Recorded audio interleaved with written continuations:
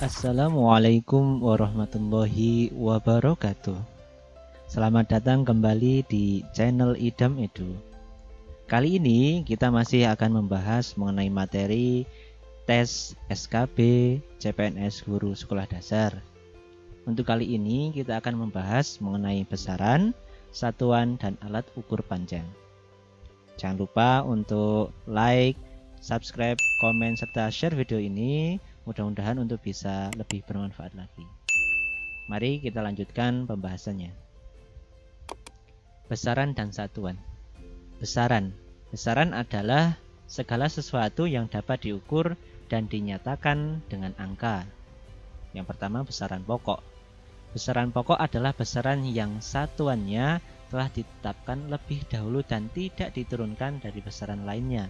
Contohnya itu adalah besaran pokok panjang, massa, waktu, suhu, kuat arus, intensitas cahaya, jumlah molekul, dan yang lain. Kali ini contohnya hanya 7. Misal satuan panjang itu meter. Untuk besaran panjang satuannya meter.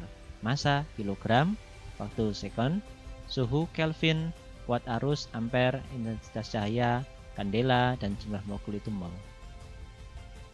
Selanjutnya untuk besaran dan satuan masih di besaran turunan, yaitu yang kedua. Besaran turunan adalah besaran yang diturunkan dari satu atau lebih besaran pokok. Contohnya untuk besaran turunan luas, simbolnya itu A, satuannya adalah meter persegi. Kecepatan V, meter per sekon. Volume V itu simbolnya, satuannya meter kubik. Selanjutnya ada tekanan, gaya, usaha, percepatan, asal massa jenis. Misal percepatan, simbolnya A, satuannya meter per sekon kuadrat. Massa jenis Rho, satuannya kilogram per meter kubik. Selanjutnya yaitu ada sistem satuan. Satuan adalah sesuatu yang digunakan sebagai pembanding dalam pengukuran. Pengukuran adalah membandingkan suatu besaran yang diukur dengan besaran sejenis yang dipakai sebagai satuan. Nah, sistem satuan internasional ini adalah sistem satuan yang berlaku secara internasional. Sistem satuan internasional terbagi menjadi dua macam, yaitu sistem MKS dan sistem CGS. MKS maksudnya adalah meter kilogram second, dan sistem CGS yaitu artinya sentimeter gram dan second. Contohnya yang kali ini adalah satuan internasional MKS dan CGS. Untuk panjang meter, untuk CGS cm. Massa itu satuan internasional yang MKS itu kilogram, untuk yang CGS gram. Waktu second sama ya. Gaya Newton, din. Selanjutnya ada usaha, kecepatan, massa jenis, percepatan, muatan elektron. Namun untuk fokus kita kali ini yaitu nanti pada alat ukur. Fokus alat pengukuran yaitu pada alat ukur panjang. Ada mistar, rollmeter, jangka sorong, mikrometer skrup. Untuk tingkat ketelitiannya antara mistar dan rollmeter sama, 1, mm. Sedangkan untuk jangka sorong, tingkat ketelitiannya sampai 0,1 mm, sedangkan mikrometer skrup sangat ketelitian ini yaitu sampai 0,01 mm. Fokus kita yaitu pada cara membaca alat ukur, jangka sorong, dan mikrometer skrup. Karena biasanya ini adalah materi yang dikeluarkan pada tes SKB CPNS, terutama untuk guru sekolah dasar.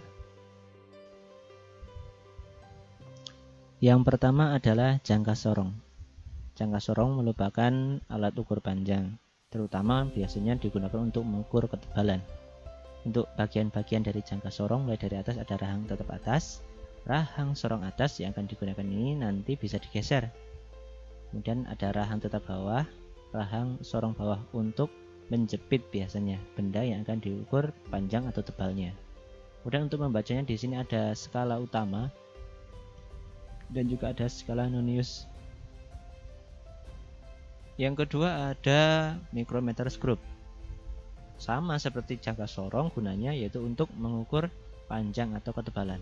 Di sini ada landasan bagian-bagiannya, ada bingkai, ada skrup, ada lengan mikrometer, timbal ini di sini untuk pemutar, atau nanti di sini ada roda bergerigi untuk memutar di sini, karena nanti akan digeser atau diputar-putar untuk mengukur ketebalan atau mengukur panjang di sini benda yang akan diukur. Misal mau mengukur diameter pensil atau pulpen atau sesuatu yang bisa dijepit di sini yang akan diukur.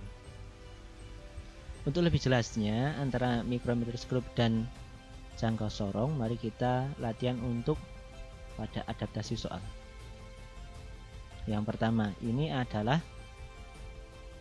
soal berkaitan dengan jangka sorong. Soalnya, hasil pengukuran tebal sebuah buku menggunakan jangka sorong seperti diperlihatkan pada gambar di atas adalah apakah A 2,76, B 2,95, C 3,25, D 3,16 dan E 3,27.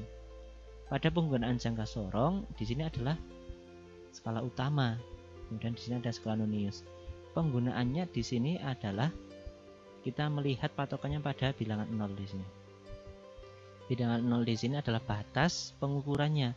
Berarti di sini ada 2, di sini ada 3. Berarti di sini ada 2,5 atau 2,5. Kemudian di sini ada 2,6, ada 2,7.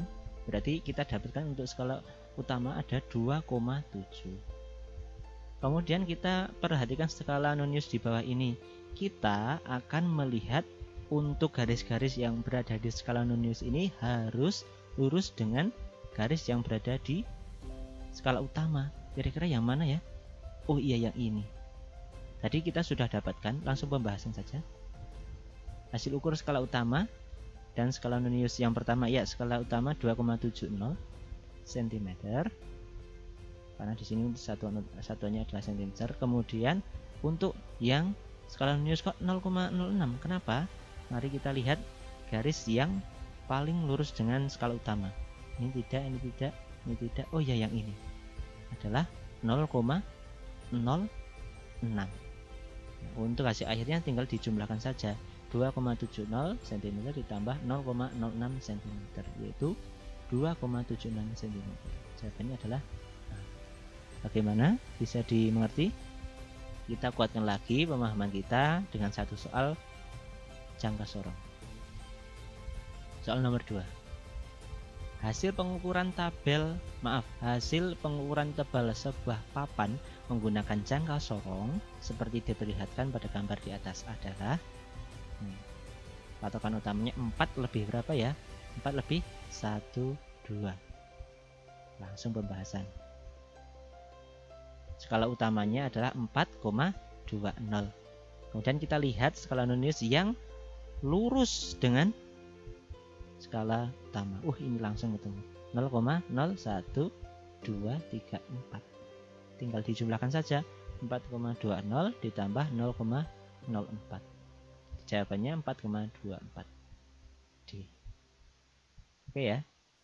Sekarang kita coba untuk soal yang ketiga.